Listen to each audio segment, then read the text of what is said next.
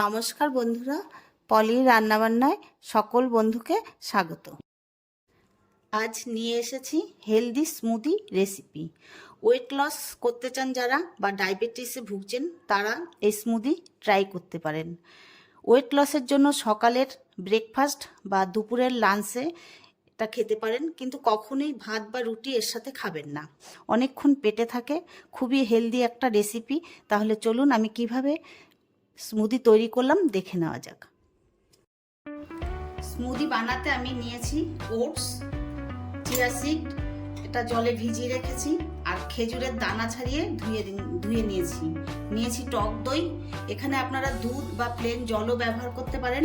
নিয়েছি অর্ধেক কলা, একটা আপেল খোসা সমেত কেটে নিয়েছি, আমন্ড আর কাজু।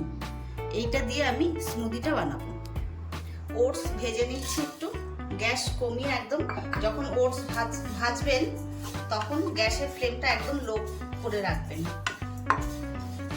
হাই ফ্লেমে কখনোই ওটস ভাজবেন না, হালকা ভেজে নিতে হবে।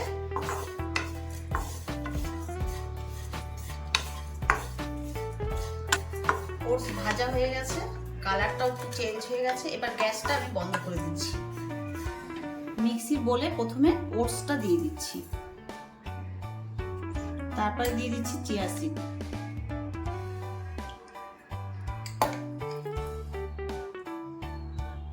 দিয়ে দিচ্ছি খেজুর, এবার দিয়ে দিচ্ছি আমন্ড, কাজু, কলা আর আপেল,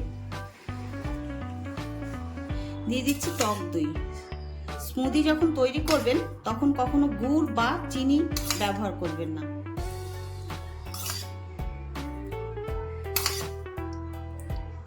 ঢাকনা আটকে আমি মিক্সিতে একটা পেস্ট করে নিয়ে এসেছি। একটা গ্লাসে ঢেলে নিচ্ছি।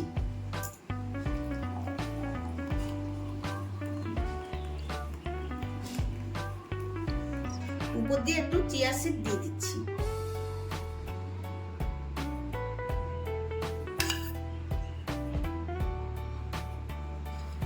সামান্য একটু ওটস দিয়ে দিচ্ছি।